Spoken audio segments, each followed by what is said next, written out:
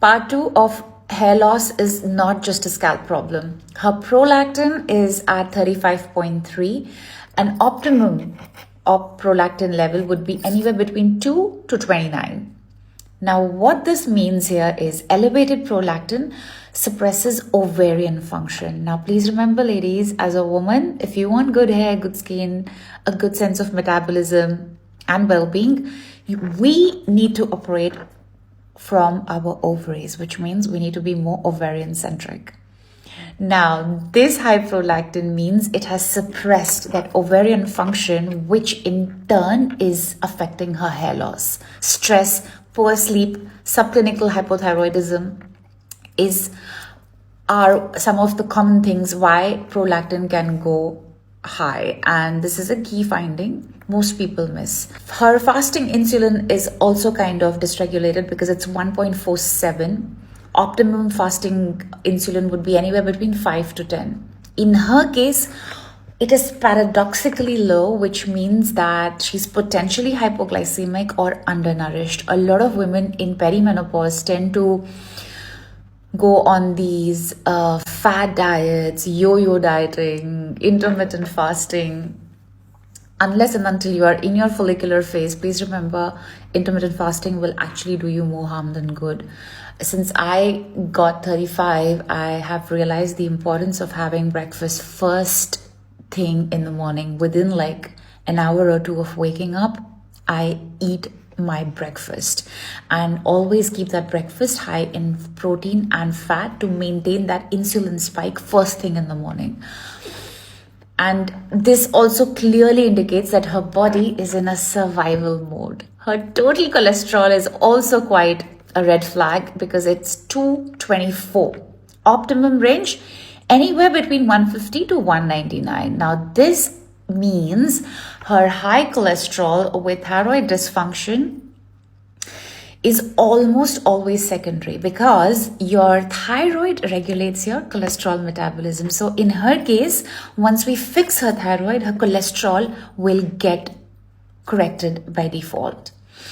Her homocysteine is 13.29. Now, whenever your homocysteine, where the optimum reference range is anywhere between 7 to 9, it indicates that there is poor methylation, which means your B12, B6, and folate pathways are compromised. Now, when they are elevated, when homocysteine is elevated, it creates microvascular damage, like your vessels in your blood vessels can get easily damaged, which are feeding your hair follicles, and follicles are starving silently in her case. Her C-reactive protein is at 0.89, which is significantly higher. It's supposed to be below 0.5. C-reactive protein, which is what CRP is, whenever it's elevated, it's indicative of systemic inflammation. Now, every inflammatory signal diverts your body's energy from non-essential function to absolute non-negotiable, your central command of the body, your heart, your thyroid, your gut, because you eat every day, right? So hair growth in this particular case will be last on that list. Her erythrocyte sedimentation rate, which is ESR, is 40. Now, optimum is anywhere but below 20, which means in her case is a broad inflammation marker combined with elevated CRP, homocysteine. Her body is in a chronic inflammatory fire.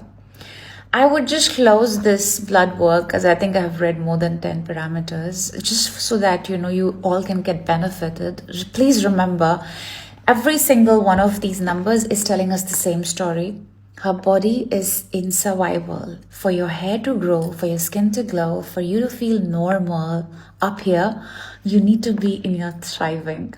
And when a body is in a survival mode like this, it's never going to prioritize your hair growth, which is an absolute non-essential tissue. Our bodies are so intelligent. So if you just try and read into these cues or your numbers or how you're truly feeling, you will know exactly why you're losing hair or why you're spotting that premature hair graying even when you are in your early 30s, or you are experiencing some sort of balding or hair crown thinning for no valid reason despite living a very normal life. Our normal has become staying in a chronic state of stress. All these parameters are indicative like the person is on a chronic stress. Never let that stress become so chronic that it becomes your natural state. Always be cautious, always be mindful on a daily basis of how you're feeling, how your body is feeling, how your nervous system is regulating on a daily basis. Journaling, grounding, looking at the sunset, looking at the sunrise helps you balance your melatonin secretion. Walking on the grass bare feet allows you to have your bilateral eye movement, which allows the right and the left side of the brain to kind of be coherent.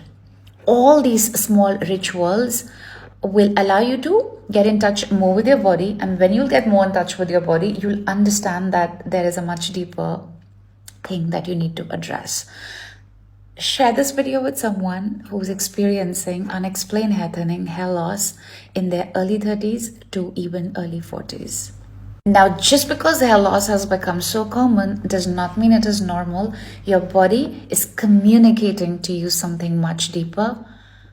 So please listen and share this with someone who you think will get benefited by breaking down their own blood work using this as a reference.